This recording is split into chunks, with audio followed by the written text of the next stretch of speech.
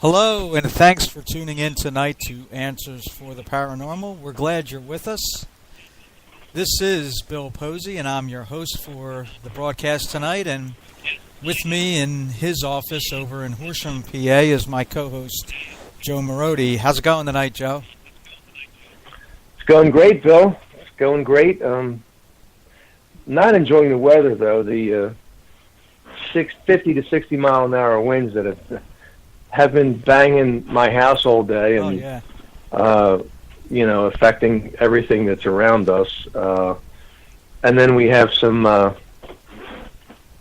forecasted snow for this weekend. So unfortunately, the parade that was scheduled for the global warming awareness, that had to be canceled because of snow. I'm sorry, I just had to get that in. I'd love to get shots in on the global warmers. Oh, I know. And, I saw that forecast up for the weekend, Joe, and I actually chuckled because it's just like, all right, it's supposed to be spring, but, here we are having to deal with another round of snow. And it's just been turned around completely backwards. We had a winter that we didn't really have anything, and now the spring. This is like what, storm number 6, something like that. Coming up, yeah. Hey, don't worry, Bill. If the global warmers are right, then we'll all be scorched soon enough. Okay. Yeah, that's. So let's enjoy the moderation while it lasts. Okay, before we're all scorched to death. All right. Well, again, we are Answers for the Paranormal. Our web address is www.answersfortheparanormal.org. So look us up on the net. Check us out. If you have a question or a comment you'd like to send to either Joe or myself, you'll find right there on our webpage our contact tab. If you click on that, you'll see 2 email addresses there. So first one is Joe at answersfortheparanormal.org and William at answersfortheparanormal.org. Shoot us off an email. We'd be more than happy to enter into dialogue with you, talk to you about anything that is on your mind, any questions, or if you want to know more about salvation in Jesus Christ, we'd be more than happy again to speak with you. So go to our website, go to our email addresses, and shoot us off a message. All right, tonight we've titled our broadcast "Forsaking the Occult for Life in Jesus Christ," and we have a great interview set up for tonight. So, Joe, why don't you introduce our guest for tonight? Yeah, tonight we have the great pleasure of welcoming ex-Umbanda Spiritist medium of Brazil, Ivani Greppi, to Answers for the Paranormal. Ivani, welcome. Hi, Joe. Hi, Bill. Thank you so much for having me. Thank you, Ivani. It's really a pleasure for us to have you with us. We've been excited about this ever since I read your testimony that you had posted on Facebook. I got in touch with Joe the next day, and I said, Joe, we have to have Ivani on because this is a powerful testimony about what Jesus Christ has done in saving you and your family. So we've been very eager to have you on. So thanks for coming on with us tonight. Thank you for having me. This is a blessing. Thank you. Yeah, amen. All right, Joe. Let's get right into the questions that we have prepared for Ivani for tonight. So, Joe, I'm going to turn the microphone over to you. You go, brother.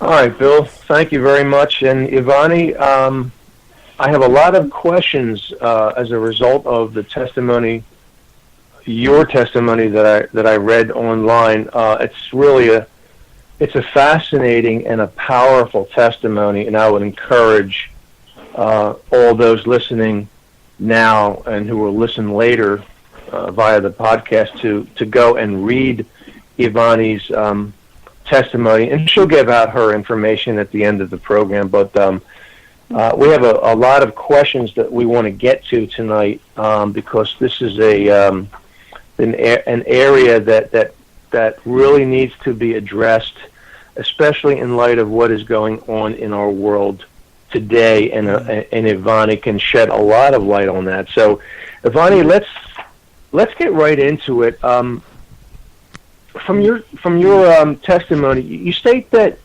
your European ancestors brought occult beliefs and rituals to the New World.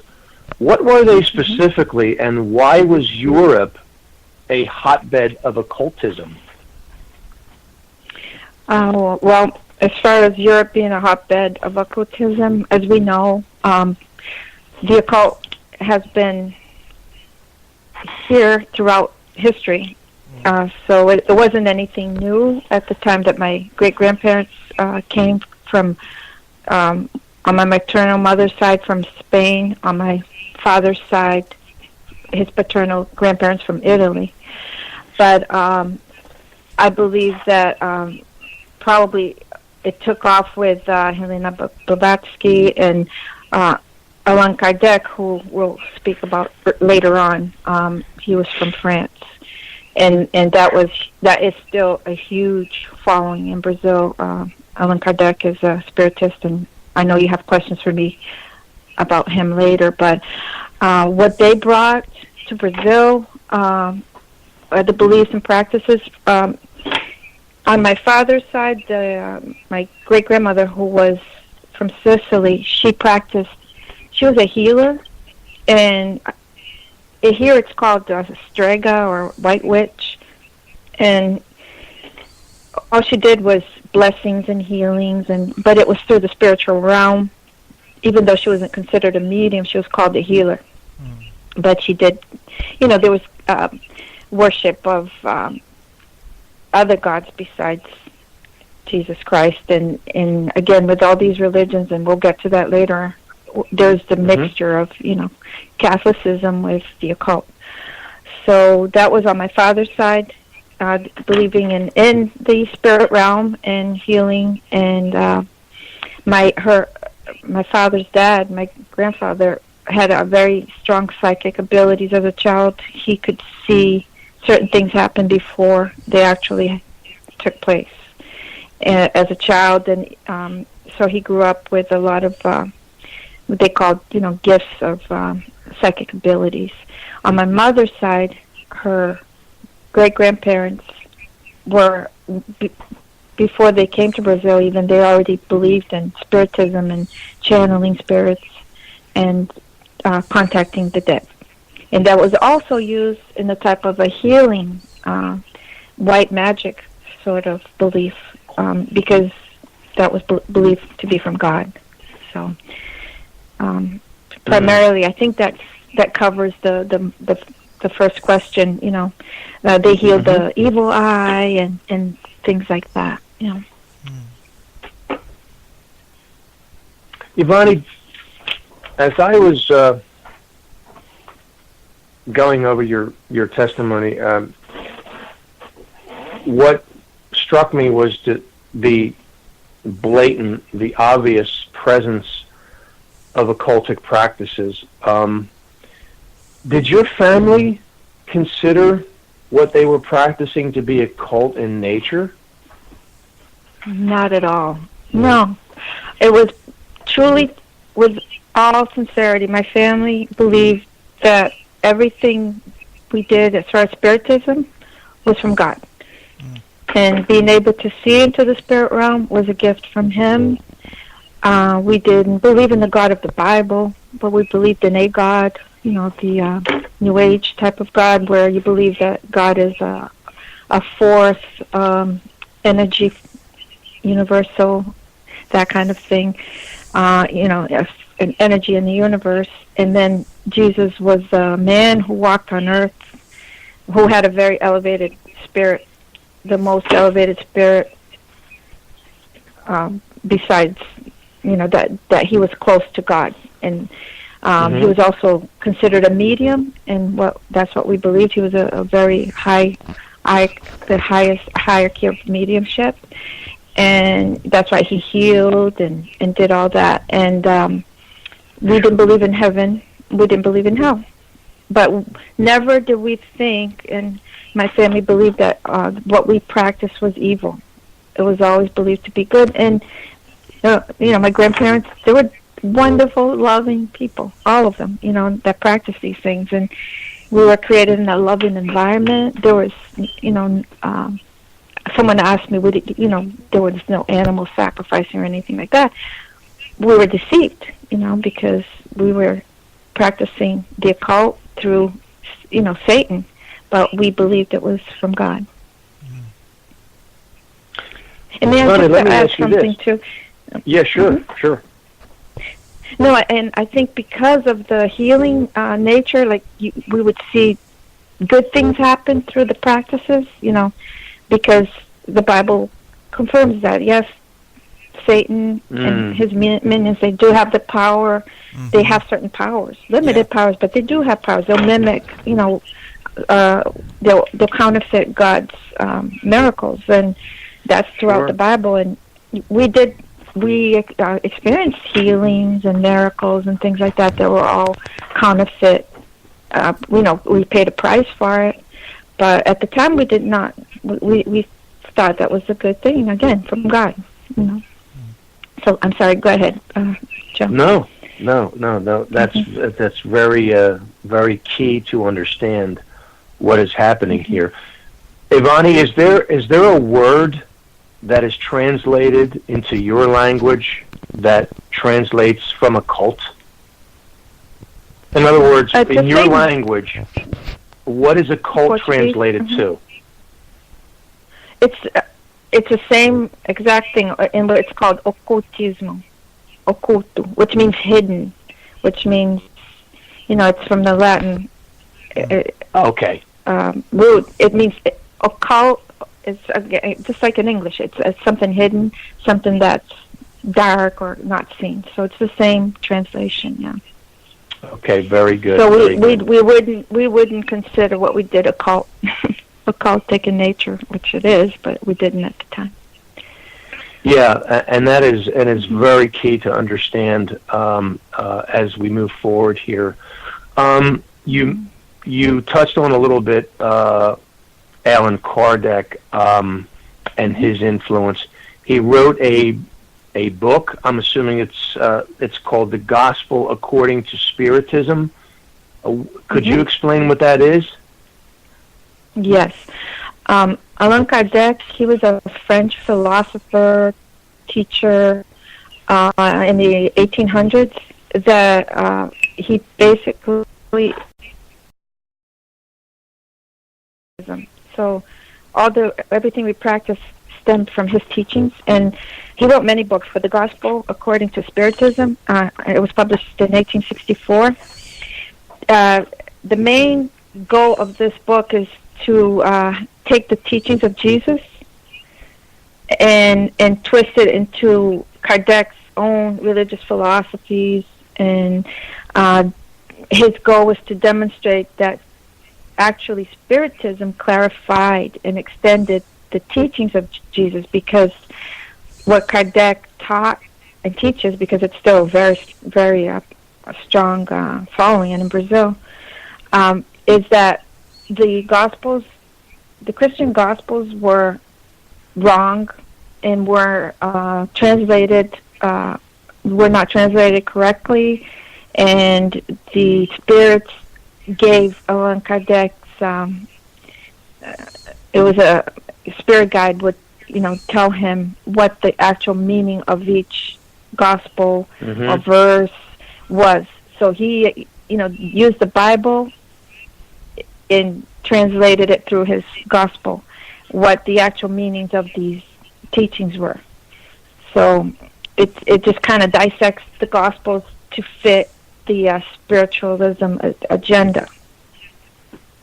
So, and only the elevated spirits actually knew what Jesus Christ meant to tell us. We don't know. The Bible is not correct. So that's very dangerous right there, because I never believed in the Bible, ever. Yeah. The Bible to me was not true. mainly because of this. Joe, I have a follow-up question for Ivani. Sure. Ivani, what was Kardec's view of beginnings? As Christians, we believe in a literal. I believe he was a Catholic. Uh-huh. He was a Catholic, but then he started. There was an encounter with someone that was invited him to a seance type of meeting, and after that he became a medium himself, and went on from there with receiving messages from spirits, and it became a huge following. From France it went to Brazil. He also a very important part of the teachings of Kardec and Spiritism is, of course, reincarnation, but also evolution. There's a huge teaching of evolution, Greek philosophy, things like that. Yeah, it's a big mixed bag of different belief systems. Sure. Mm-hmm. How about, were there other influences besides Kardec? He was as far as what we believed, we've grew up, my entire family practiced what we called, it's called white table, and this is before the Umbanda part, we'll get to that later, but the white table, which is Spiritism, which it was totally under Allan Kardec's teachings. So that was the main influence for myself and the rest of my family, because that's what we believed in reincarnation and what he taught about the Gospels, and the weekly meetings that were attended. My great grandmother, my grandmother, my mother, my aunts, everyone attended. Not everyone was a medium that channeled, but my grandmother, my great grandmother were. My grandfather was. And then eventually I did too. But it was type of a seance environment where mediums sit around the table, and they have spirit guides that they channel. And they become possessed by them. Here in America they say channeling. In Brazil we say a word that would basically translate to being possessed. But possession, we think evil spirit. In Brazil, becoming possessed by a spirit, it was a spirit of light, or a spirit guide, and they would talk through the mediums and give messages, healings, and things like that, prayers, teachings. It was just like going to church. You would have the readings, the prayers, and then they would have the passes, healing passes. It has energy, just like a lot of the people are practicing now, and they just call it different things, Reiki and all the New Age stuff that people practice, thinking that it's all about energy. But where does the energy come from? Right. Just this energy is demonic energy, and people don't understand that. Yeah, Ivani, you talk about your culture in Brazil believing that possession is a result of spirit guides giving directions for life, and we'll probably get into this later on in the program, but it's not just Brazil; it's here in America today, and I think that you understand that as well as Bill. So that's why we're doing what we're doing tonight, because those sorts of beliefs have if they were concentrated at any one point in any one area geographically in the world, they have certainly spread throughout the world. So that is why we are doing what we're doing tonight, as a warning. Now, Ivani, you describe an experience you had at the age of 5. What was it, and why do you believe you endured this at such a young age? Right. In my testimony, I described at the age of 5 because that's the clearest memory that I have as a child. But I experienced this even younger from my mother and my dad. They tell me that, I always saw spirits. I always saw the spirit realm. So they believed it was from birth that I had what they called the gift. And why do I believe now as a Christian that this happened to me at such a young age? And again, this isn't, my story is not unique. It's not. There are many people with very, very similar testimonies, even here in the United States, and my family, all over the world. People have, children do have these experiences that I described. They're not unique, but I believe that I experienced these things because, as far as what God tells us in the Bible, that I do believe that there is generational curses, that things are passed down to your children. And until, that's broken through coming to Christ and being delivered and just not, and repenting from these practices. So yes, I think that it's a generational thing that was passed down from, I believe that, from generation to generation. 'Cause I don't know how far back it goes, but I can trace it back as far as my great grandparents. So that's over 100 years ago. So, way over 100 years. So, and their parents practiced it. So God only knows how many generations we were passing down, of these beliefs.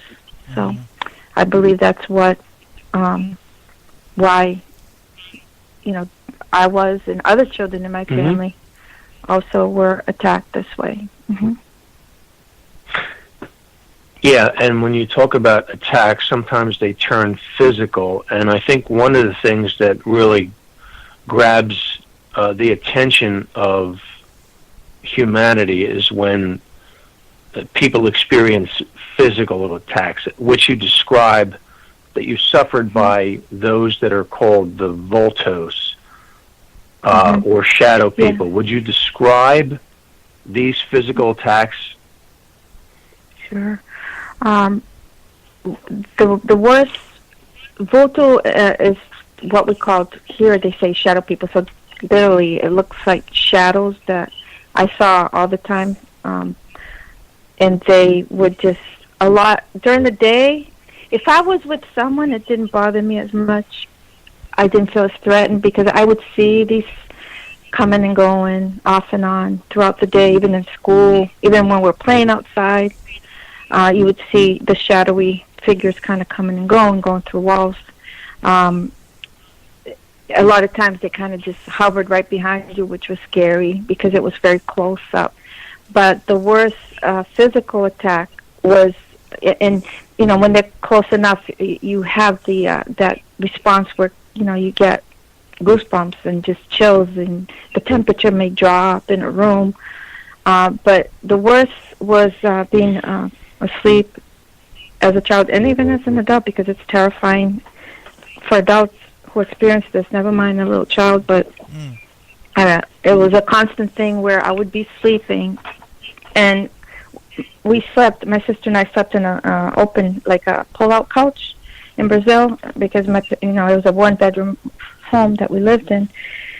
So it was almost a nightly thing where I would be fast asleep and just be awakened by a presence like hovering over me, and it's a very tangible evil sensation that just would, like, it's even hard to describe it, but what would happen is I experienced sleep paralysis.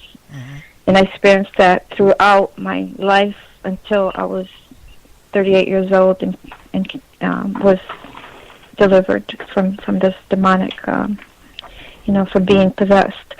So what happened is I would wake up and I was scared to open my eyes, but that's the only thing I had movement were my eyes. I was able to open my eyes, blink, and kind of look around, but everything else was paralyzed. My entire body was paralyzed, and I wouldn't be able to speak. My vocal cords were also paralyzed, and I don't know if you've ever experienced, a lot of adults, a lot of people have that horrible experience once or, yes, a few times during their lifetime. Yeah, and you just feel you're just totally, you have no control. You can't move, you can't speak, and you're at this entity's mercy.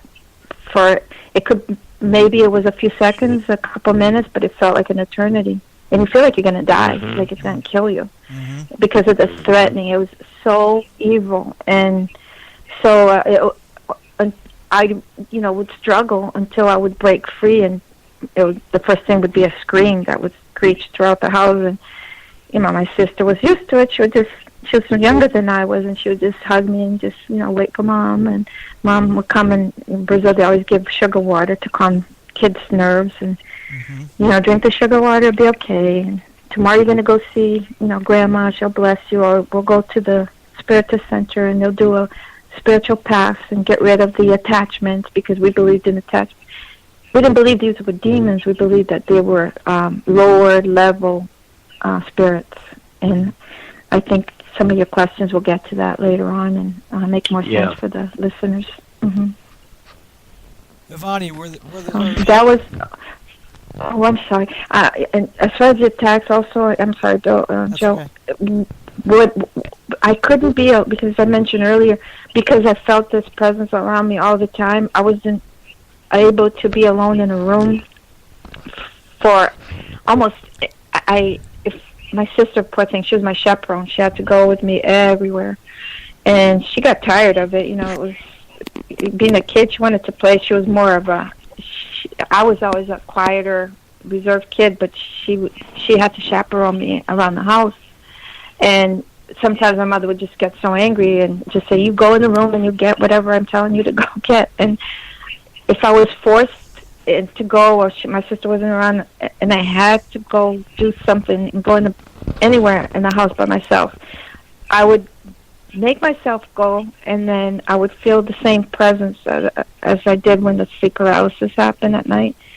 And it would be so threatening and overwhelming that I would just run, literally run with my arms flat, and I would just I would trip, I would fall. It felt like a lot of times I was being pushed. And I would hit walls, I hit furniture, I had bruises and scratches all over my legs, always. Growing up, my legs were always covered in bruises, my arms, always. And that was just part of my life. I was always running away from these things, always. Ivani, I have one question regarding your experiences with the shadow people. Were they always the same type of experience with the sleep paralysis, or at some point were there ever messages, whether they were verbal that you could hear, or telepathic, or anything like that? No, I had more telepathic as I got older. When I was little, it was just visual. And then as I started to get a little bit older, even like at 5, I was already getting some telepathic messages. I was getting almost, it was weird for a kid to go through that, where you could sense or read somebody's mind, or kind of sense something was going to happen before it happened. Things like that happened, but I didn't have the auditory, what they call gift, where I could hear voices, unless when I was coming with the sleep paralysis, and just coming from that, between the sleeping and awakening, you could hear it sounded like a whole bunch of voices together, kind of overlapping each other, whispering. Yeah. And it sounded like a whole bunch of insects, and it was terrifying to hear that. And as soon as I was awake, it would stop. But it was tons of voices just fluttering around, and that happened throughout my life. Even as an adult, I had that all. And sometimes I would pick up certain things, and as soon as I would be shocked awake with that, it would what were they saying? What was that? And kind of like it would just evaporate from my head, but it was so clear when I was between that sleep and awakened state. All these different voices. Yeah. I'm sorry, there was something else I think that you asked me about. Did you ask me if they were always the same, like as far as physical, the way they looked physically, or just the auditory part? Yeah, were the experiences always the same, or did they? No.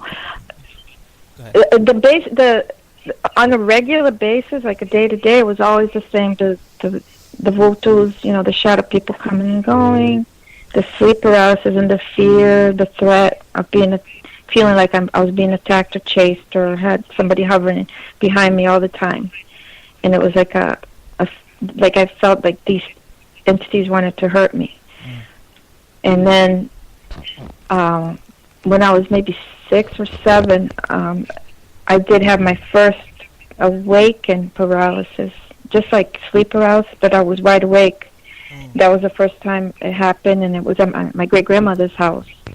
And I was very scared of, I don't know if you want me to tell you the story or not, but it's one of the stories in the testimony, because it was the entity, it was the first time I saw a spirit totally take human form, where I could see everything, the clothes, the buttons, not just a shadowy figure, but it was totally I thought it was a real person. I didn't know it was a spirit or a demon, looking like a man. Yeah. And I thought it was an actual man invading my grandmother's yard, my great-grandmother's yard. Yeah, we're going to get to that in the next question, Ivani. Okay. But before we do that, I have to ask a question based on what you've just said about sleep paralysis, and there's a reason for me asking this question, and I'll explain it after I ask it. When you experienced any of the paralysis that you're mentioning, whether it was sleep paralysis or paralysis that wasn't related to sleep, were you on any kind of medication, specifically a psychotropic medication? Never. Remember, this is in the late 60s in Brazil, mid to late 60s in Brazil, and we were very, very poor. I don't even remember going to a pediatrician until I came to the United States. And I think the most powerful medication I ever had was aspirin. When you got sick, or the only time you'd go if you had a cold or the flu or anything, you'd be taken to the pharmacy, and the pharmacist would give you. But there was not even a consideration for mental illness. This was such a normal thing. I'm sure if it was here in the United States and I had grown up here and I had experienced these things, I would have definitely been put in some kind of medication, or had to, been treated for some kind of psychiatric problem. Yeah, definitely. But no, I never had any medication. The reason that I asked you that, Ivani, was that your description of your sleep paralysis was almost to the point of my experience of sleep paralysis. And, we can give it the heading, the description of sleep paralysis, but it is a demonic attack, a multiple demonic attack. And I experienced the same exact thing that you did. And the reason I asked you if you were on any psychotropic medication was to dispel the scientific notion, explanation, as if, someone can come along and say, well, you were under this medication, that's why you experienced that. Now, I was under, I was on a psychotropic medication at the time, Halidol. So I never, looking back now, I won't go back and say, well, I experienced that because I was on Halidol. Now, Halidol might have had something to do with opening a door, opening a passageway for demons to get in, but that wasn't the explanation, and that's why I asked you what I asked you. So no one can say it's a result of medication. It's some sort of experimentation that is done on people while they're in mental hospitals, which I was in. So I wanted to get that out of the way. And, you know, as you were explaining what you were going through, I had chills on my arms because I experienced the same exact thing. Yeah, Same it's exact a horrible, thing. So, horrible thing to experience, and it is demonic. I know. I'm a nurse, and you know, we'll get to that later. As far as growing up in the United States, and you know, being a professional, that's why I never shared this with anyone, because as a nurse, I am not ever taken. You know, I grew up in the 70s, and I never did any hard drugs ever. So. And this is not to put judgment on anyone, but that people, they'll say yes. But and I believe that drugs will open doors to demonic activity. Absolutely, but, I mean, I believe that's it's so strong. But as far as experiencing this, I've done a lot of research on it, and as a nurse, it's it's dispelled by the scientific community as it's a neurological, it's a narcolepsy and things like that, and trust me, after I was delivered, it never happened again. So hallelujah. You know, praise the Lord for that. But definitely, I'm not saying that there are psychiatric problems. Of course there are. You know, there are imbalances of chemicals in the brain that can cause things. I believe in science. But I believe in God first of all, and I believe in that we live in a spiritual world. That we're surrounded by spirits, and we need to be very cautious of what we open ourselves to. That's right. Absolutely. Bill, did you have something before we moved on? No, go ahead, Joe. Okay. All right. This is something that really fascinated. Everything fascinates me about your testimony, Ivani, but this particularly, that there was an incident which compelled your family to develop your skills as a medium. Would you share those circumstances? Yes, because that's a very, very common thing for people that believe in Spiritism. And because first, if you're born with the so-called gift, what happens is you can't develop your talents or skills as a medium to receive these spirits, which, we say receive, channel, be possessed by these spirits, until you're after puberty, and there's all these rules. There are many, many rules. Because they know, in Spiritism, that these practices can cause physical harm to the medium. And you have to be physically, emotionally, mentally developed to be able to become a medium. So there's a certain progress that, and that's a very common thing. It wasn't like, oh, my parents just decided I was going to be a medium. It was because I was born with what they called the gift, and I did see the spirits all the time. There were many people in my family and people that I grew up with, many people here, I'm sure, in the United States that I have experienced seeing.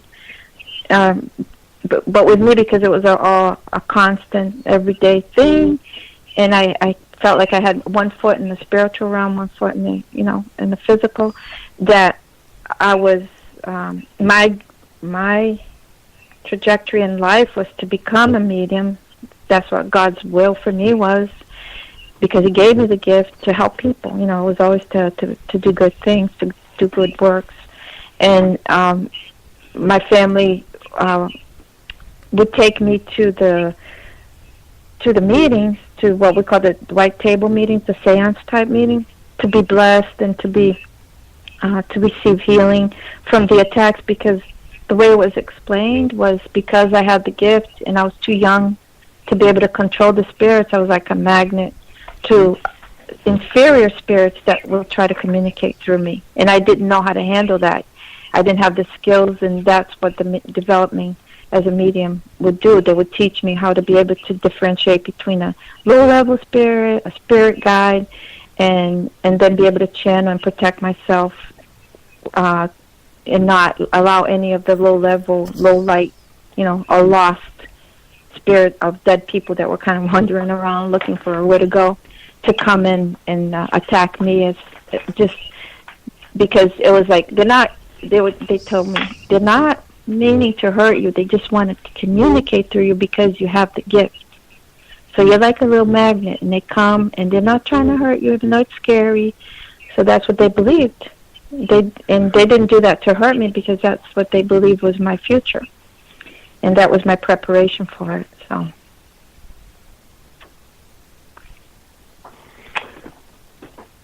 now, Ivani, you explained that the attacks you suffered got worse as you grew older.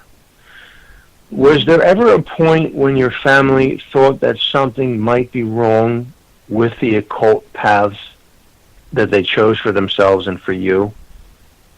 never.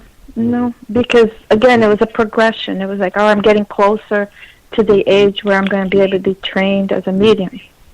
So no, it was not. It wasn't. We never thought. My parents, my grandparents. No one thought, okay, we're doing something wrong, or this is occultic. No, it was like, this is part of the pain of serving. Eventually that will pass. She's going to be able to control the spirits, and she'll be a medium, and she'll be able to control all the attacks, because a spirit guide will be, protecting her, and candles were lit. All these rituals were done all the time for my spirit guide to come closer, to help me. But, again, it's contradictory, because now when you look at it, it's like, that doesn't make sense. How could we believe that? But we really believed that that was the way, and that's just how it was. It wasn't. That's how the spirit world worked, and because I was so young, I would have to wait until I was older to be able to control the situation myself.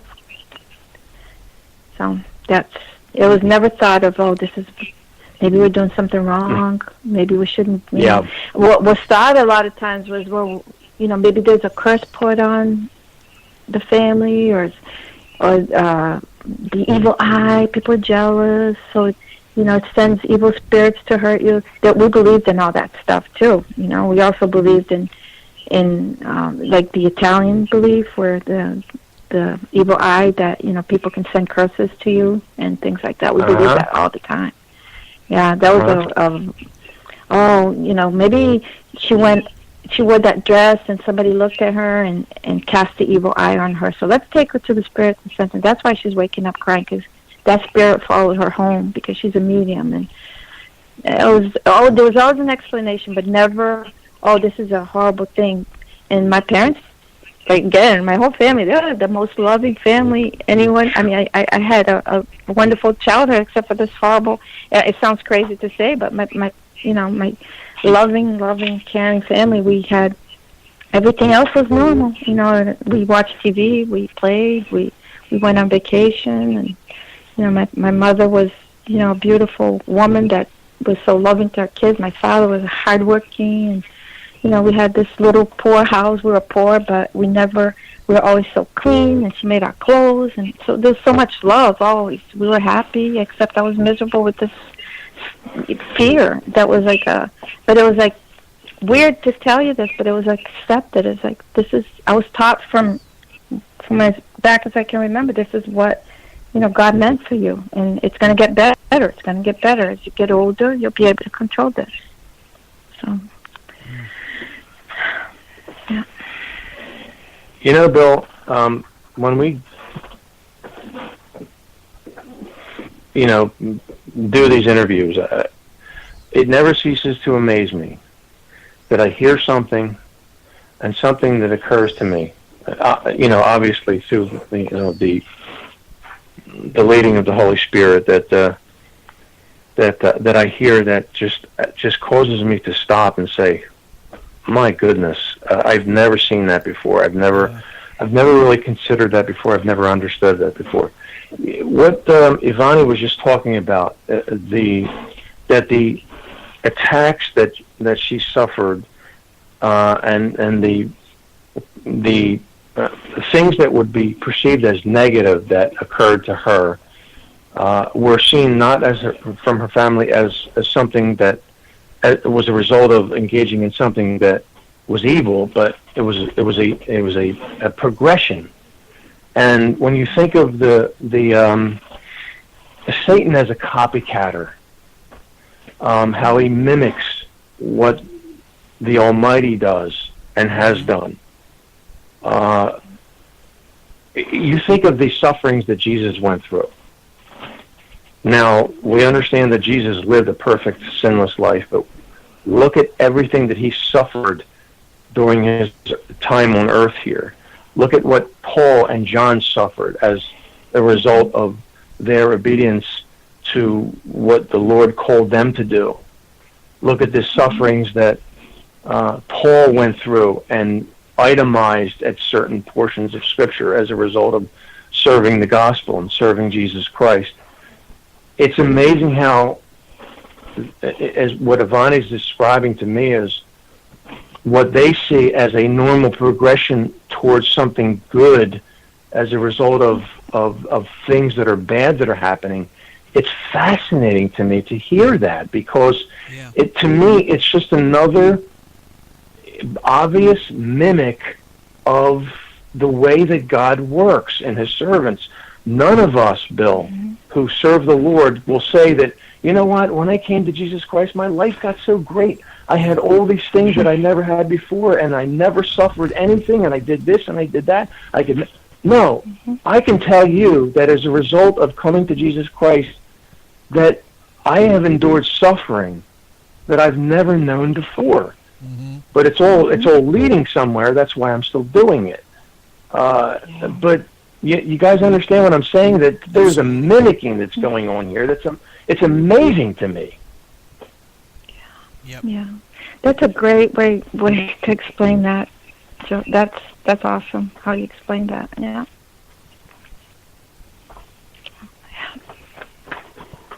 Now, Ivani, you and your family came to America in 1968 to live in Massachusetts. This is really fascinating. I mean, looking at where we are now. Now, you state that your beliefs back then were not something to discuss openly in American culture. Would you elaborate on this a bit? Like, what made you think that you couldn't discuss your beliefs in Spiritism or mediumship or contacting spirits? Or what was it about America in 1968 that said, no, don't talk about that? Right. Well, we lived in a little city called Taunton, Massachusetts. As a matter of fact, a lot of my family still lives there. And that's where my, it's a complicated story. It's too convoluted to explain, but just to give the listeners an idea of why we came to Massachusetts. My father's mother was born in Massachusetts from Portuguese immigrants. Eventually, she ended up in Brazil. She lived in the United States until she was 6, then came full circle in 1966 and came back to America. And we came 2 years later in 68. And her mother always remained in America. She was separated from my great-grandmother from after the age of, she was probably 8 or 9.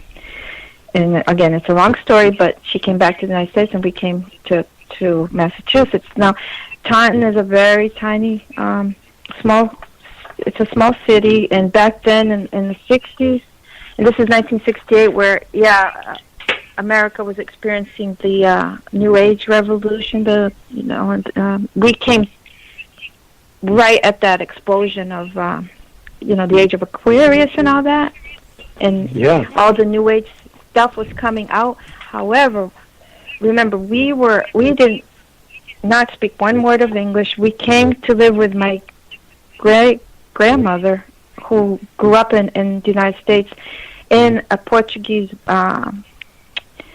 it was not a neighborhood, but the whole Massachusetts, Rhode Island, New England, they have a huge Portuguese population, so they're very Catholic. Of course, Portuguese people are very Catholic, and so is my great-grandmother. She was Catholic, and when we mentioned a few times, barely mentioned some of the beliefs, they were shocked that you don't believe in that. That's not true. That's not real, and we don't talk about these things here in America because this is not. And I was 9 at the time, so going to school, and I remember all people talked about was going. They would go to church, to mass, Catholic, mostly Catholic. I didn't even know. I was never around that I remember to any evangelical Christians. They're all Catholics. And, we actually got into the Catholic culture for a little bit, for traditional purposes. We got First Communion in the United States. We had our confirmation, because that was part of our, the culture that we lived in. But there was no one that we knew in Massachusetts ever talked about Spiritism, seances, channeling. No, and then we learned right away, you don't talk about this, because if you do, they're going to think you're, especially in school. Don't ever tell anybody that you believe in these things, because, they can take you to a doctor and think you're crazy because these things aren't real. Mm-hmm. And we knew they were real, so we just kept our mouths shut. We didn't share it with anybody. And I felt sorry, like being a little girl, and I lived here until I was 14. I actually felt sorry for people because I thought they didn't know what was going on. And they were being deceived. I thought they don't know that there's a spiritual world, and they don't know what that they can actually have these powers or communicate with these people. But there were programs on TV back then. I mean, there always were, that I remember that dealt with, but it was in a comedy type of thing, Bewitched, things like that. Which we thought was really cute.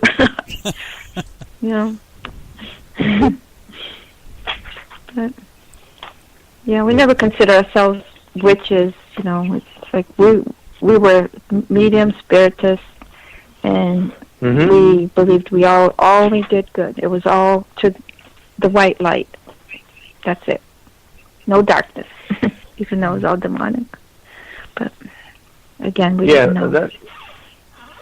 That's a very good segue into my next question, Ivani. It's one of the things that I had to grapple with as I read your testimony, and even now as I'm listening to your testimony live, is it seems like there was a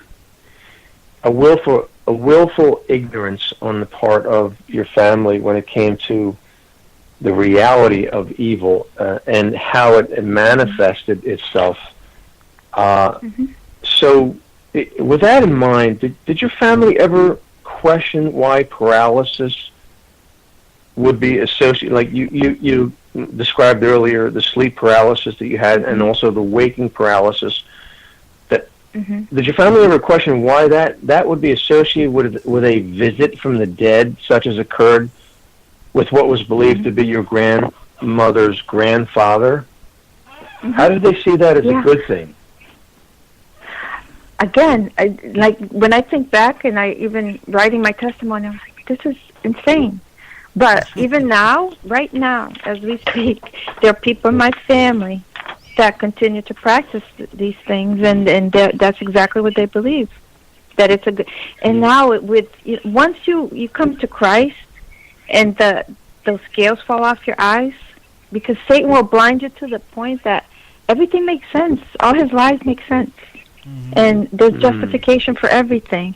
So you're so blinded that everything that's evil looks good. It's just, and you're repelled.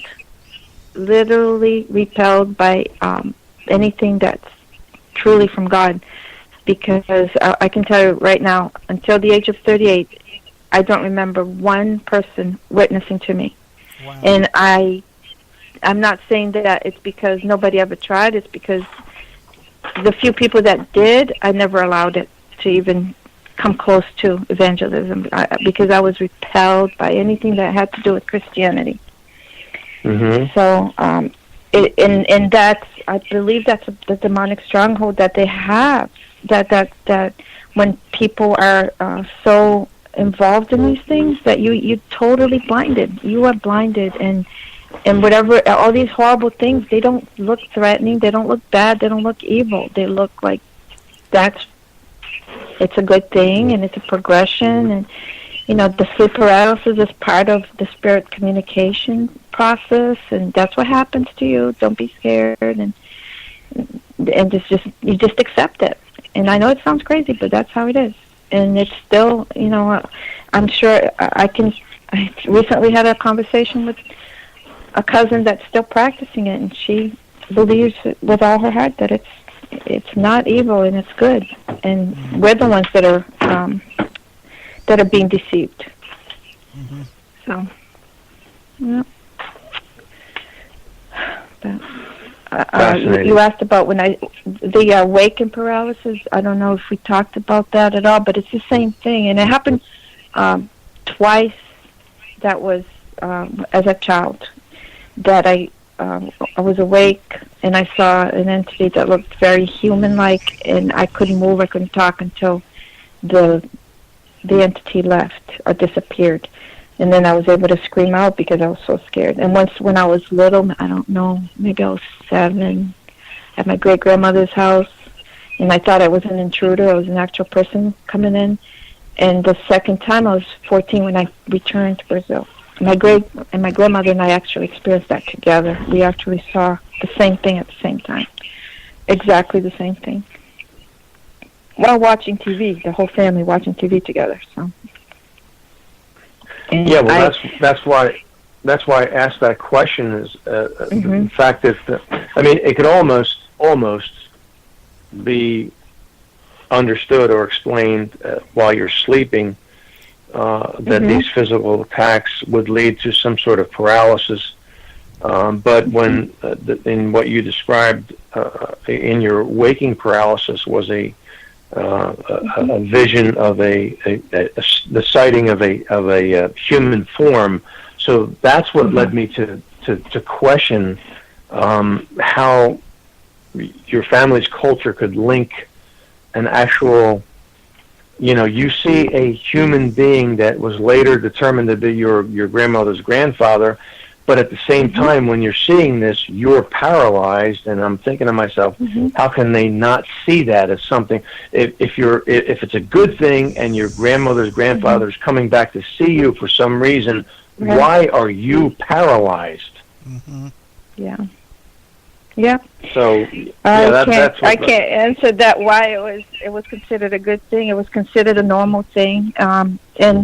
And I guess you can also put paralysis. This paralysis was a trance, But during this trance, it was a trance, and I was totally paralyzed during the trance. So, it's just part of being able to see the spirit realm. And again, I wasn't at the second time because it only happened twice that I was paralyzed awake. And the way I understand it is that, there's such a strong energy in the room that you go into this trance, you're paralyzed, and you're supposed to be receiving a message from that spirit, but because I was still not prepared, that's why my grandmother was angry with me when I was 14 because of my reaction. I was crying and I was afraid still. That by that time I should have understood what was going on, and I should have allowed the spirit to communicate to me, but I was too scared, and I basically scared the spirit away, or he turned away in anger because I wasn't willing to listen to what he was trying to tell me. Even though I still couldn't audibly, there was no auditory ability at all. It was all, gesturing, and, I can still see that. It was just very weird. It was an old man, and she said it was my grandfather. He was just coming to ask us for prayer, and in your reaction, you need to respect the spirit world, And so, what do I do?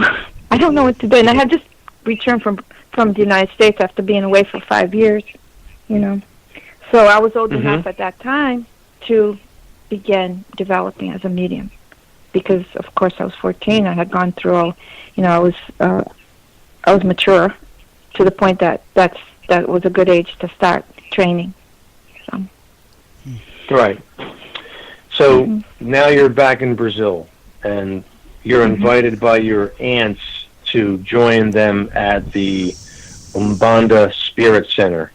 Now, this is a tremendous shift in your life. Would you describe what this is, what happens at their Umbanda services, and how this all affected your life? Yes.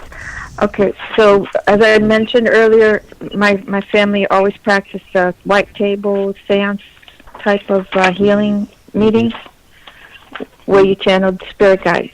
And some of the spirit guides they channel could be, and not just departed souls, like a doctor or a family member. It could also be an Indian guide.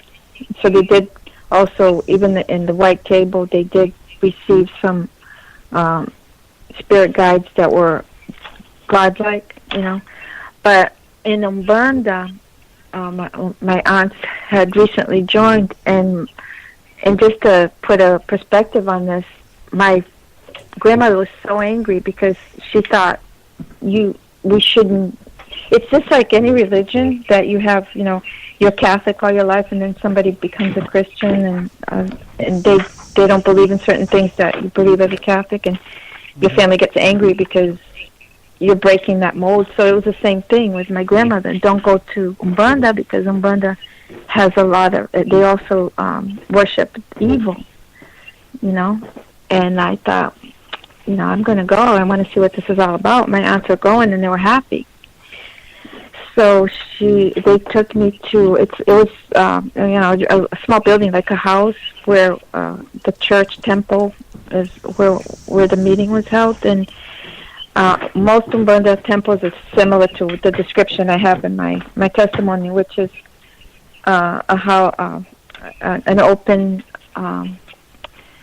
room, a huge room where there's usually the floor cement. It could be dirt floor, but there's a big altar with all the gods. Umbanda worships gods. And just to backtrack a little bit, Umbanda came from Africa to Brazil by the African slaves. They brought this to Brazil. So I don't know if you want me to ask anything before I move on with the Umbanda. Yeah, sure. Go ahead. Okay. So the slaves brought this to Brazil that worship these spirits. And the spirit guides were, they each represented a certain element. It could be like the sea, a waterfall, the forest. It could be thunder. And what happened when they came, the Portuguese slave masters that brought them to Brazil didn't want them to worship. They wanted to make them Catholics and teach them, about Catholicism. So the slaves would bury because back then, they were in the coffee fields. They would bury their gods. They'll make statues of each god that represented each different element, and they would bury them under the altar where the slaves had to worship the Catholic saints, and they would bow down to the altar, and the slave masters thinking that they were bound to Catholic saints, but they're actually worshiping their own gods that were buried on the ground. So each saint eventually was connected to one of their gods. So Iemanjá, which is the sea goddess, was connected to the Virgin Mary. There's Saint Anthony that's connected to. Each saint would be connected to a different god. So anyway, so the temple has drums, one on each side. All the gods are set up on this altar, candles, and all the mediums wear white clothes and beads representing their spirit guides, the color, because each guide has a color. And it's pretty to look at. You have all these flowers and colors and music and drumming, and it's very, when you first walk in, it looks pretty, you know. It's like it looks holy almost, but what happens is it's separated. People that come to be healed or to receive messages from the spirit guides, they sit just like in a church, you know, in pews, and the where the mediums are separated by like a little fence or a gate, so people won't go through until they're invited, and that's like the holy ground. And there are candles, incense, music, the drumming starts to call in the spirit guides, and the mediums become possessed by them, and they dance and, you know, twirl around and sing, and then the patients, you know, they're called patients, the people that come to receive the healing passes, they'll line up and be seen, like have a consultation with each medium and their spirit guide for healing, for breaking of curses, for financial help, you know. And they would say, oh, go home and light this candle for this god, offer, you know, go offer some flowers for this god, or give perfume or some alcohol or cigars. And so that was once a week we would attend, and that's when I started developing as a medium. And I was told by the main medium, they call Pai de Santo, which means Father of God, Father of Saint, I guess you could translate it literally to. He told me when he first met me that my spirit guide was from the sea, and I came from the water, so it's what they call the water spirit. So that's what I had. That was my spirit guide, and that's what I needed to develop, receiving and allowing, you know, learning how to that entity take over my body and control it to where I would be able to do the healing passes, and so that's how where my mediumship training started in the Umbanda temple. Ivani, I would say that most Americans would not be familiar at all with what Umbanda spiritualism is. But in Brazil, would you say, and maybe you can elaborate on the rest of South America, how prevalent is the Umbanda religion? Is it up there with Catholicism? Oh, yes, probably. We all called ourselves Catholics in Brazil as traditional, but we never went to church unless it was a wedding, or, and I'm speaking for my family primarily, but most Brazilians that I know were the same. And they either practice Spiritism, the White Table, Umbanda, and there's others. There's like Quimbanda, there's Candomblé, there's tons of different, but, you know, similar. And it all came from either Europe or from Africa, and prevalent. It's so prevalent that these gods that I mentioned, like Iemanjá, for example, you know, she represents. Everybody knows who Iemanjá. Any Brazilian, you can ask who these gods. They know. Any Brazilian will know it. It's like very much like Santeria, which Americans are a little bit more familiar with, maybe because of you know, it's exactly like Santeria. Actually, the names of the gods are even the same. We went to Cuba last year, and they practice. They worship the same gods that we worshipped in Umbanda. They just have different names for the religion. So why in the Caribbean are they worshiping these same gods? In other countries in South America, even Puerto Rico, you know, the islands, because all these places were the slaves were brought to Latin America and the Caribbean to work the land, and they brought with them these beliefs, these gods. So they're all the same, you know. And so yes, it's very, very prevalent, very well known.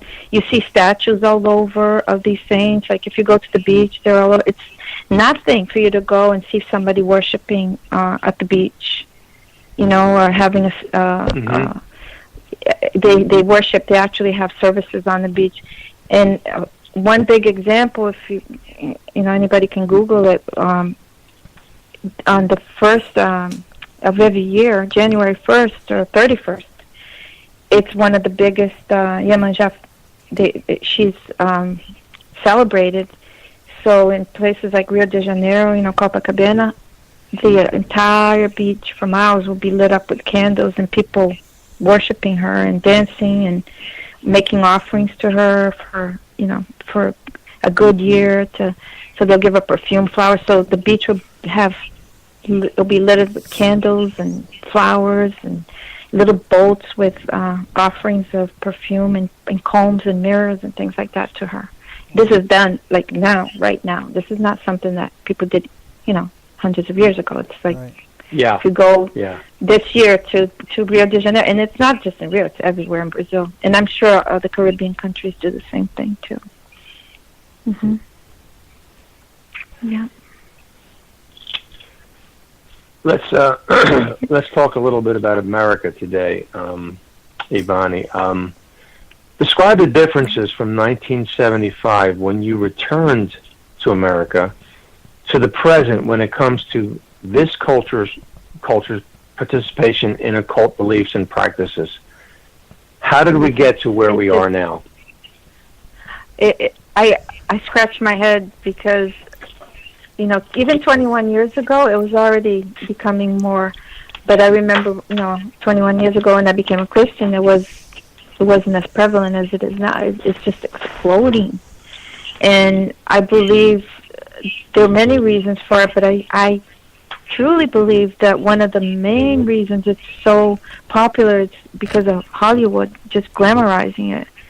And almost every other show on TV, every other movie, if you look at the programs on TV, there's so little programs that don't have some kind of occult theme to it. Mm-hmm. And if it doesn't, there'll be something within the program that will bring in, like a lot of these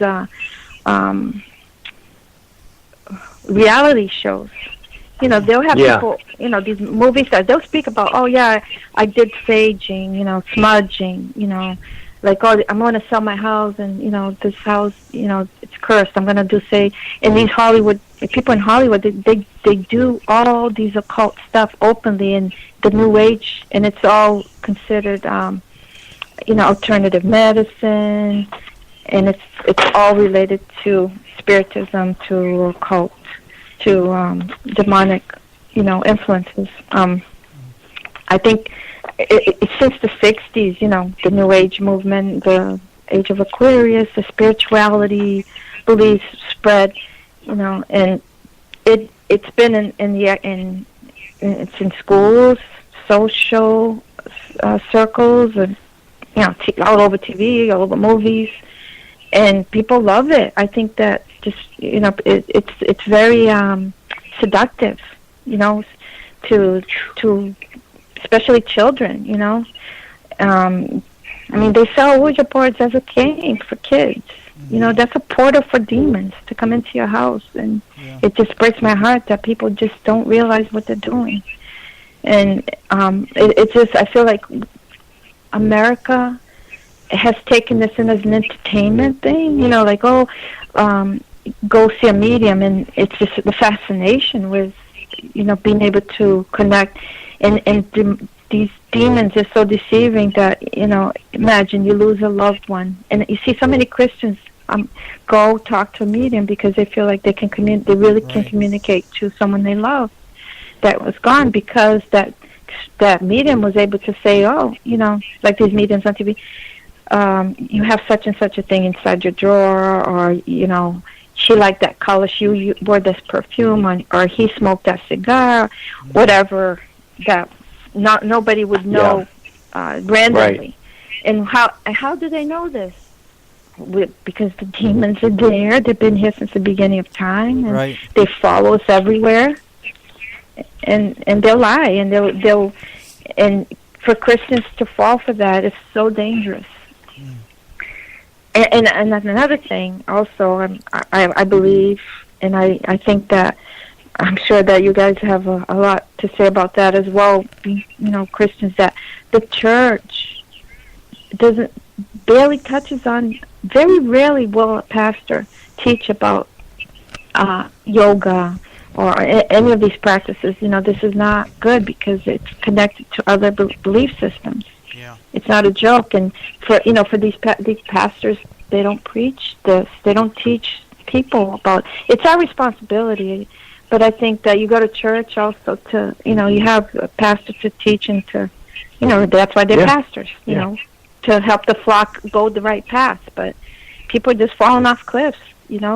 Following these wrong teachings. Mm-hmm. And again, I don't think these people do it because they're evil or because they mean harm. They do it because it's enticing and it's real. Yeah. Bill, how much time do we have left?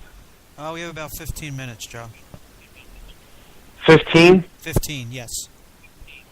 Okay. What are you thinking at this point? Are we going to slice this into 2 shows, or are we going to try to... Yeah, I think we should slice it into 2 shows. There's just so much here. We haven't even gotten into the part where Ivani gets delivered, so I don't think we're going to get the to best part, right, Bill? Yeah, that's right. Amen. So, yes, I totally agree, Joe, that we need to get a second show for this. Right, I agree. So, how do you want to handle the last 15 minutes, brother? Well, actually, let's do this. Let's take a few minutes here and let's pray. Joe, maybe you can go first, Ivani, and then I'll wrap up, and then we'll give out Ivani's contact information, and then we'll prepare for part 2 next week. Mm-hmm. Sound good? Thanks, Bill. Yeah, I think that's a great idea. Great idea. Okay. Yeah, okay. All right. Father in heaven, thank you for this time tonight. Thank you for the interview with Ivani. Thank you for her testimony. Thank you for the work that you've accomplished in her life, for the countless numbers of lives that have been affected by her testimony, for the work that has been accomplished because of all of the experiences that she has had in her life. Mm-hmm. Lord, we don't hide our pasts. We don't hide the things that we were involved in, but we talk about them. We bring them out into the open because we want to bring glory to you. We want to honor you because you brought us from a point of darkness and depravity to life in Jesus Christ. Mm-hmm. You brought us from darkness to light and from death to life. And Lord, we want to celebrate that. And everything that we do, everything that we talk about when we go into the radio, when we write down our testimonies on the internet, on blogs, is a celebration of what you've done in our lives. It is a time to give thanks for such a great, merciful, and gracious God that, in the midst of our darkness and our depravity and our evil, you drew us out of that. We heard your call. We followed. And by your grace and your mercy, you saved us. And now, Lord, as a result of that, we want to do the same for others. We want to be a part of their drawing out of darkness. And for those who are listening tonight, who may be caught up in the occult, who may be enticed and in the middle of all the occultic dealings that Ivani explained tonight, we are trusting that you're going to draw them out of that, Father, as a result of tonight, and you're going to continue to work in their lives. So it was with great, great praise and thanks that we give to you for having Ivani on tonight. And we look forward to the second part of our interview with her, and it has just been an eye-opening experience for Bill and myself tonight, and I'm sure for those listening. So, Lord, all we can do is fall down to our knees and give thanks to the one who has drawn us out of such a thick and evil darkness into the great grace and light and forgiveness and love of Jesus Christ, who gives life to those who will receive it. Thank you, Lord, in Jesus' name. Amen. Amen. Amen. Thank you, Heavenly Father. I thank you for Bill, for Joe, for the faithfulness in this program. I pray for all the listeners. I pray for anyone that is involved in the occult in any way, that Jesus Christ will reveal the occult nature of the demonic spirits that are deceiving. And any action can be as little. It looks small, but it's big for God, because nothing that's occult in nature is from God. I just pray that the Lord opens their eyes and that they reach out to Him and ask Him to show them the truth, the way, and the life. I thank you, Father, for this opportunity to share my testimony. I praise you. I thank you for your mercifulness, for your love, for your grace to just, we don't deserve your love, but you've come and you've rescued us and all of us, and I just praise you every day for this, Father God. Amen. For the last 21 years, Lord, thank you. Thank you for your mercifulness in all our lives. And I pray that the same for anyone out there that's listening that hasn't reached out, for Lord Jesus to please touch anyone that's lost and bring them to your heart, Father. In the name of Jesus, I pray and I thank you again. Amen. Amen. Amen. Amen.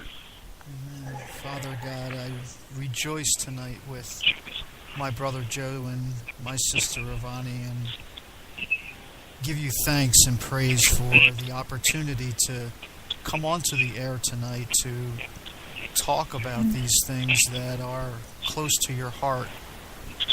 You make it clear in your word that in Deuteronomy 18 specifically, Father,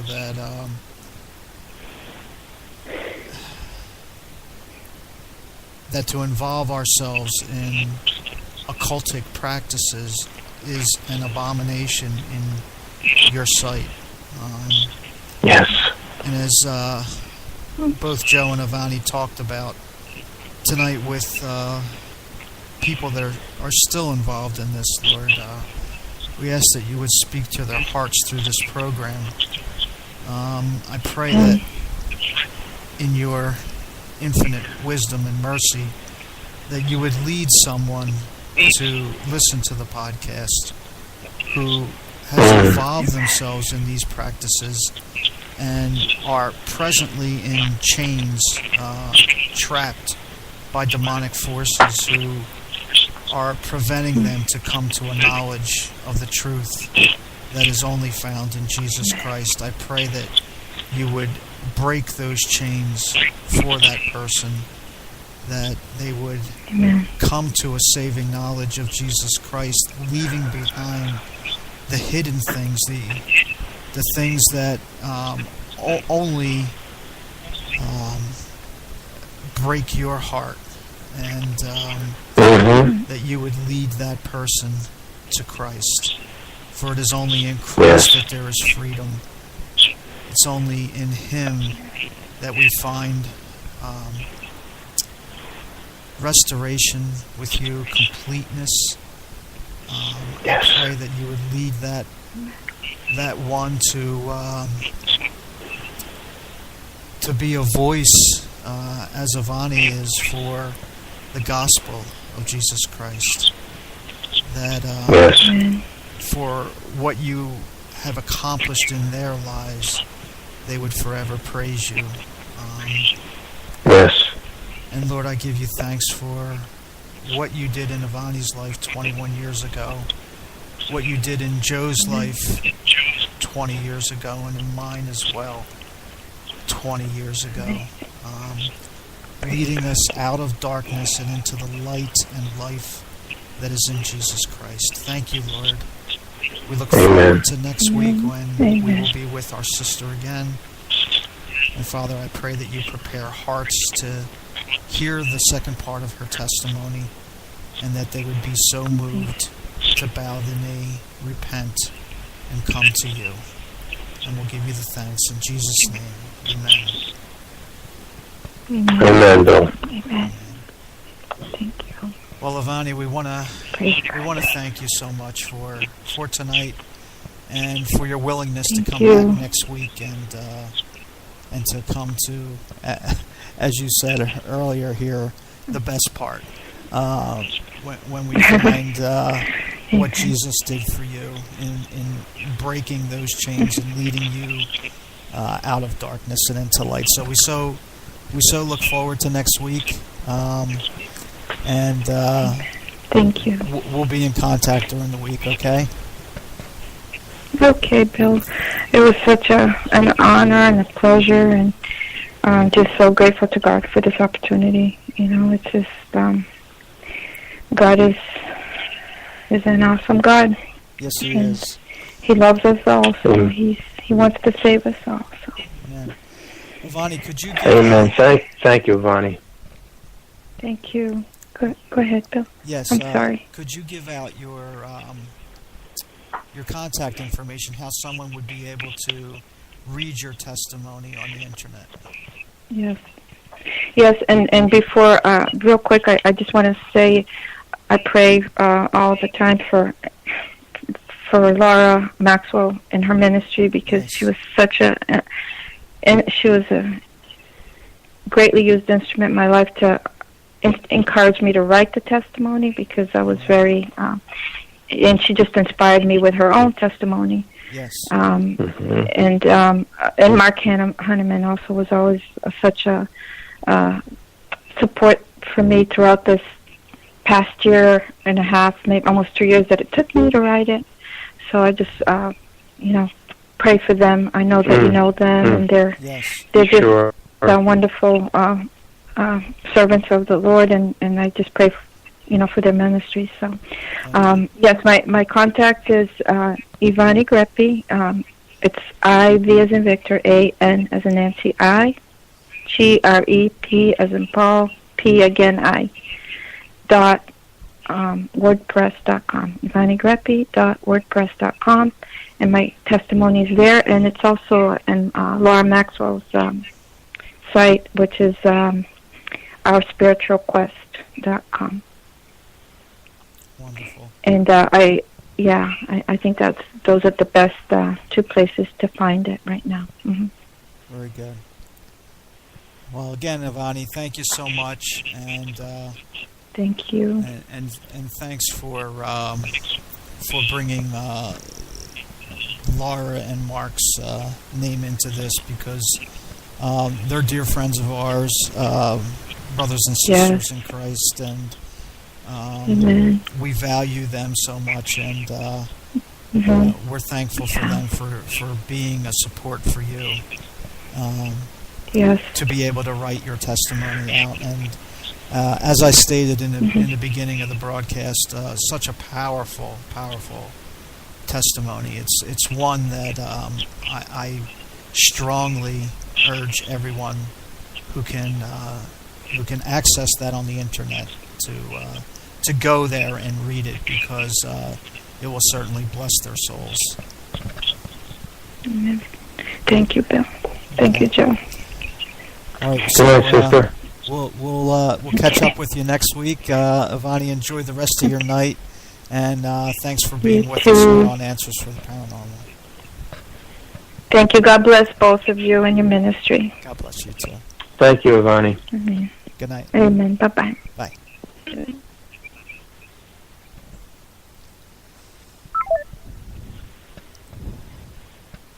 Joe, this is 2 in a row now where I find myself just, being a spectator as we were with Jerry when he was on.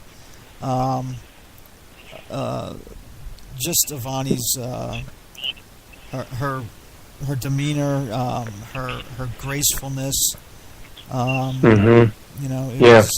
It was very, very eye-opening for me tonight. Bill, I think that we touched on some areas that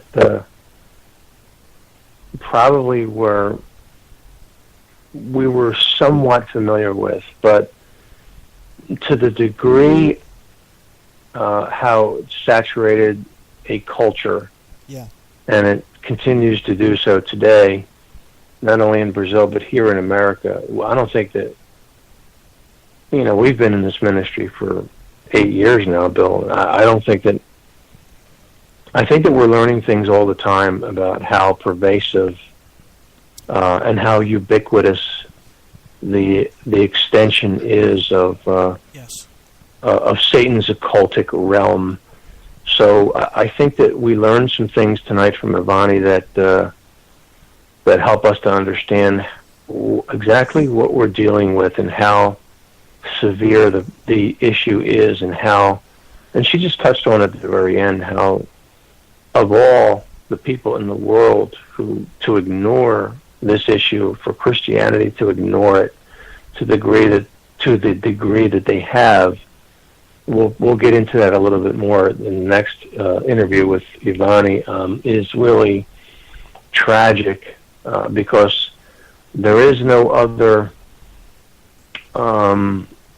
group of individuals who are going to expose this for a satanic scheme, for the satanic scheme that it is. Mm-hmm. So, we learned some things from Jerry and from Ivani this week and last week that really should shake us to our very cores and make us stand at attention. And that's right. And if you're a believer, listening to these programs, what it ought to do it ought to compel you. It ought to give you boldness to go out into your own sphere of influence, mm-hmm.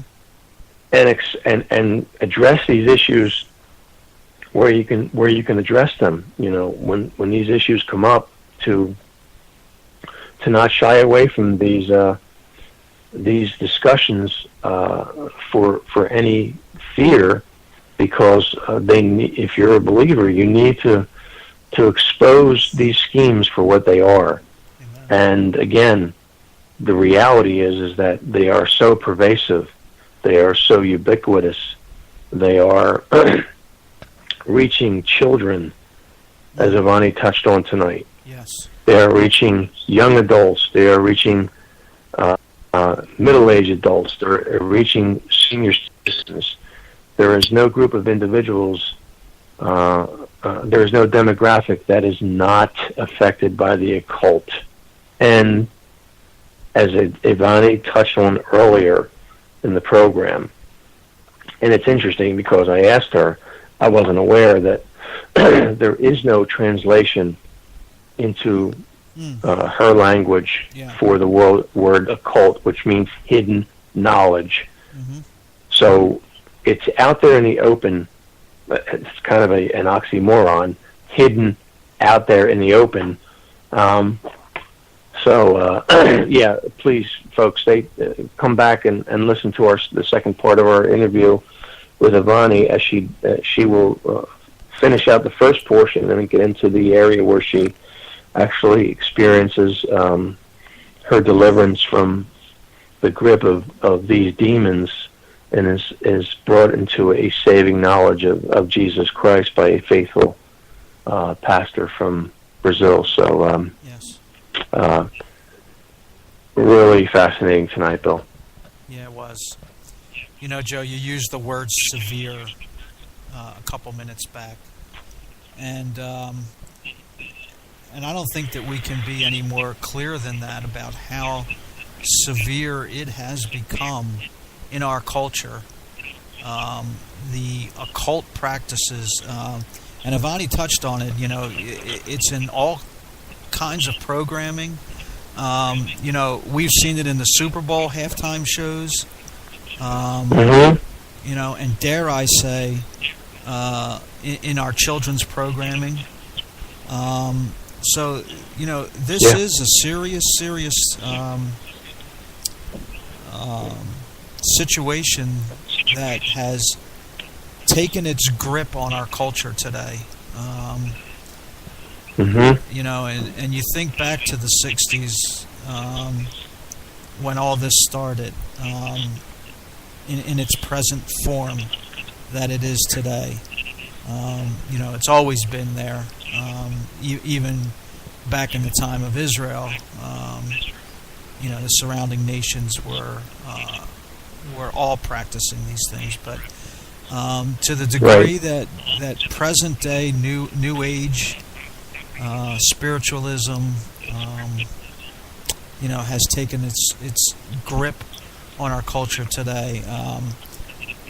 This is something that needs to be exposed, and you know, and as Ivani said, and we've said, and Mark and others about, you know, how impotent the body of believers have been in addressing this.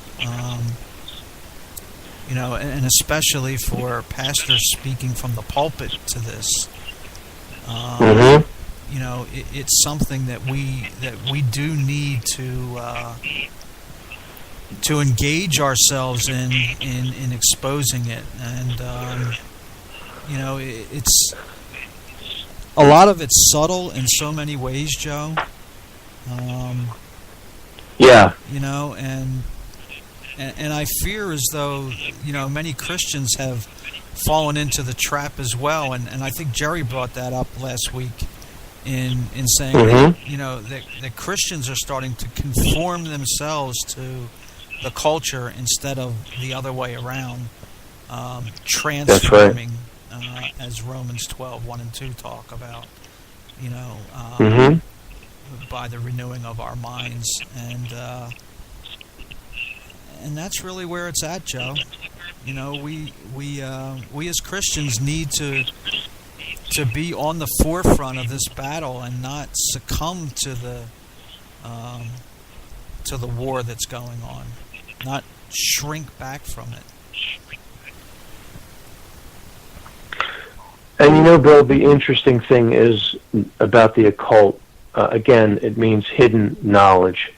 Sometimes it's not so hidden. Sometimes it's it's right there in the open for us to see.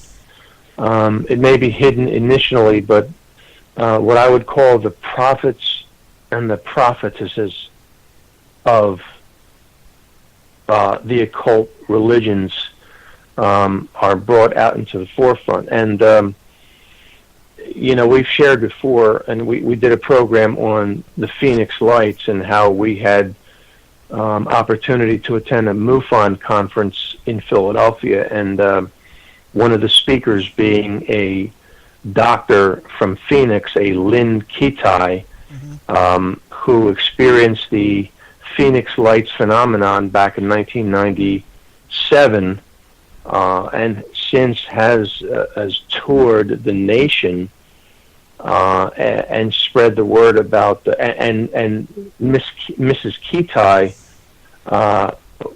used the exact same words that Ivani used tonight.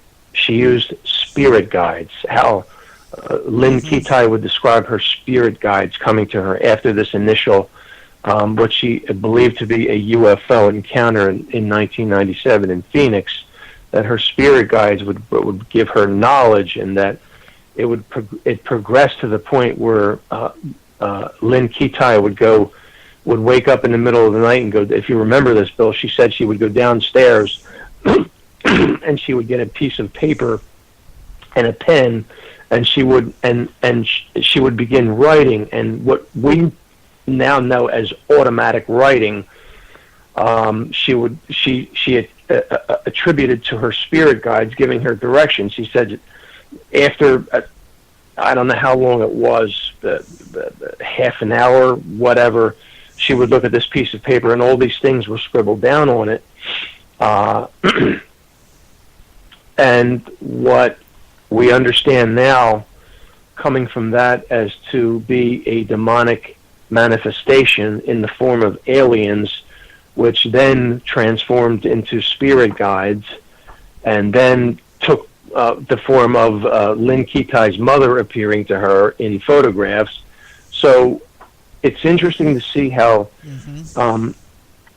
Ivani talked tonight about the progression that occurs within Spiritism. Yes. And how they ignore all of the negative things that happen to them, and they see them actually as good things. Right. Well, the same things are going on in our culture today, and this Lynn Kitai is a doctor. She's a physician, and she, at that time, Bill, and I don't know how far she got, but she wanted to bring this knowledge into the public school system about being visited by aliens. So this isn't something that is reserved to a fringe element of humanity. These are professionals that are they're propaganda ministers for occult beliefs and practices. And I think that, Bill, we've only scratched the surface of what is truly out there. There's only so much, Bill, that we really can avail ourselves of, because we all have lives to lead. We can't be on the computer researching 24 hours a day. So it's amazing when we come upon somebody like Ivani who can share her experiences with the occult. And the thing that I come away with, Bill, is that this is generational. Mm-hmm. I mean, this is like something that's handed down from grandmother to mother to daughter to granddaughter, and then the recycle repeats itself, and it's all seen as. And Ivani talked about this. I asked her about Umbanda as a religion. It's right up there with Catholicism. Yeah, it's a syncretation of Catholicism. So, and we can see that occurring here in this country, not with just Catholicism, folks. Mm-hmm. It's with, you want to call it Protestantism, go ahead and call it that. But these beliefs and practices are inching.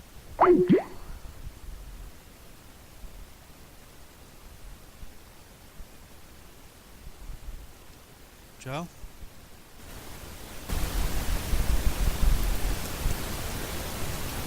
Hello, Joe, you there?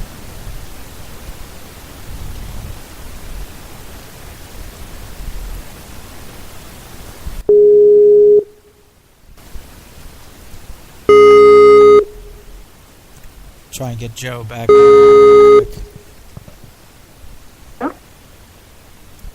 Hello?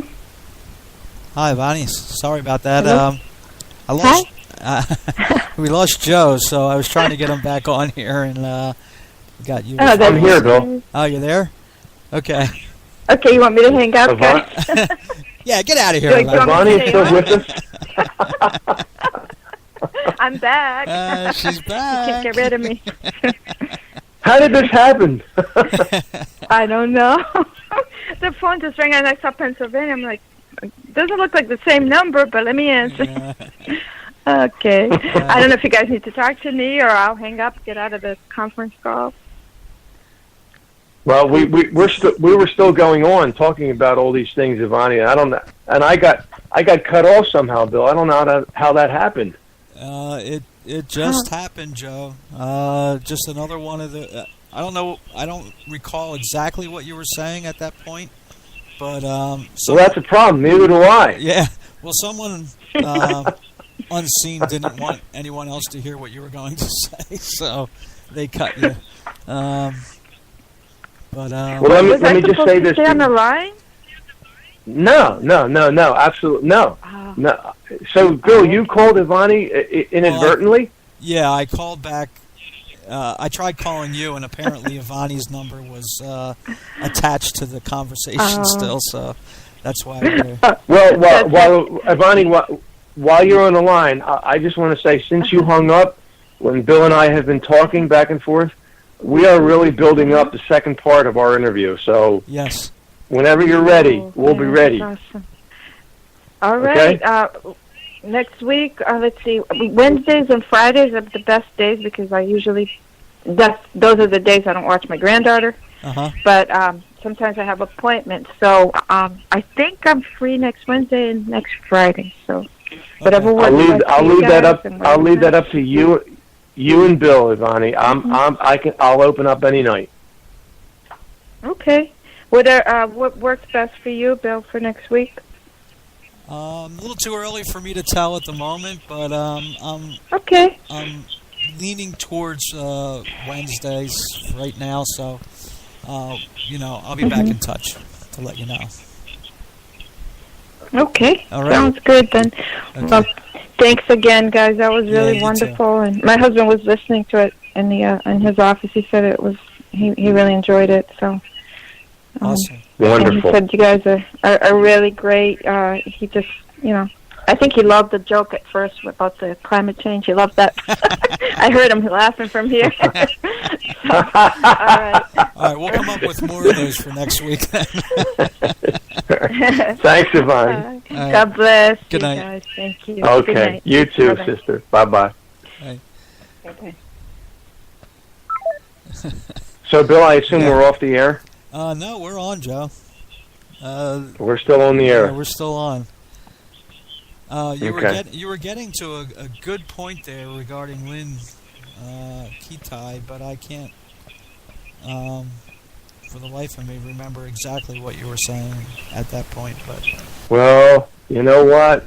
Neither can I, Bill. That's what happens, I guess, when you get to my age. Yeah. You just you get on a roll, and then you get somebody cuts the feet out from under you, and then darn it, you just don't remember where you were. That's right.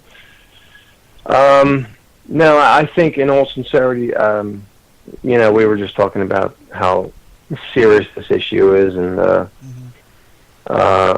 how it has permeated our lives. I think you were talking about how it has wormed its way in. The occult has wormed its way in not almost.